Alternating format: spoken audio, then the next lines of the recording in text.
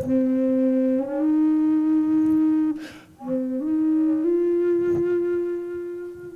an art teacher in Worcester, and for the past 12 years, I've been teaching at South High. I bid a job this year to return to that school I graduated from for the last end of my career. This project, How I Teach the Whole Child in My Art Room, started 3 years ago, and I wanted my children to teach on a large scale. I wanted them to work in groups. I wanted them to share their skills so the stronger artists could do some of the drawing. Some of the kids could mix the paint. Some other children were very careful with details. So I wanted the room to work where there'd be a lot of conversation, a lot of sharing talent, and I wanted everybody to feel like their role was important. We got 5 feet by 5 feet cardboard canvases. I have no easels, so that they were placed in between the division of the chair. They stood up and painted, they squatted, they sat on the floors, they turned them upside down, and they came out beautiful.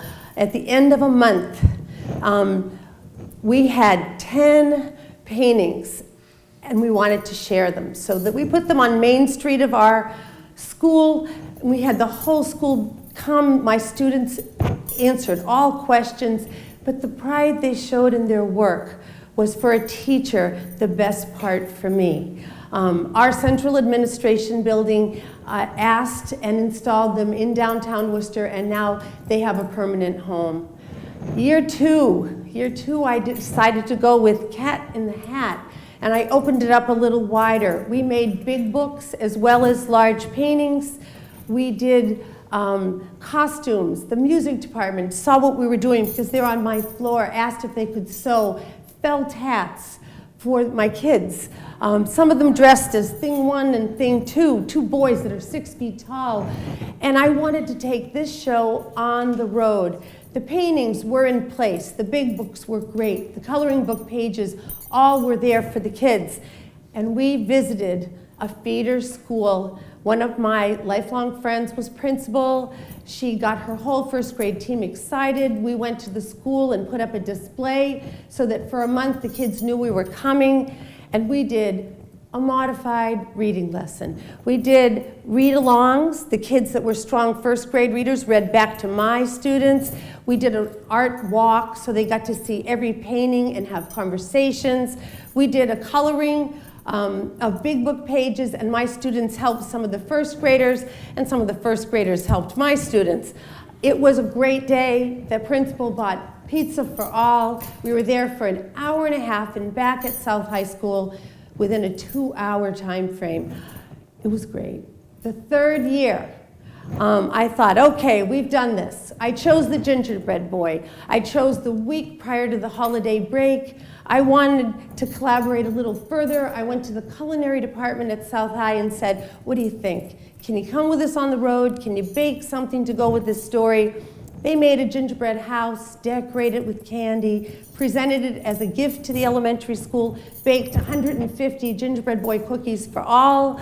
We had chef hats. We had my kids, and these are my kids, they had 7 versions of the gingerbread boy story. I wanted to open up the art piece so that there were many different styles represented. I just made sure that the whole story would be told. This time we had 15 paintings. Some of them were 6 feet by 4 feet, some of them were 6 feet by 6 feet. I had to get a truck to take them over to the elementary school, but we went for the same morning.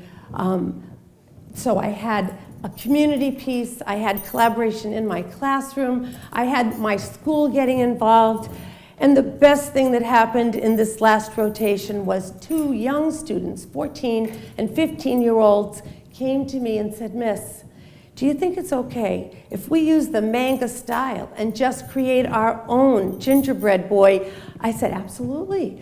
And the other one wanted to know if he could design his like the video games. So Fabrizio, on the right-hand side, original work. I told them they should push it and make more pages and submit it someplace for publication. But as an art teacher, the creativity piece was significant.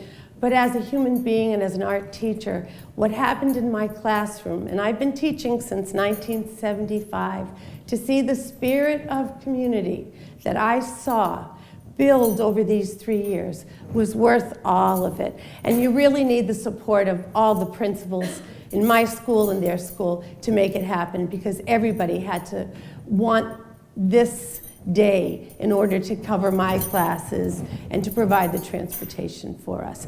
The principal, my girlfriend June, looked at me at the end of the rotation and said, "Look around, Christine." We were in her cafetorium. There are 150 people. She said, 100% engagement. What else could you ask for? Thank you very much.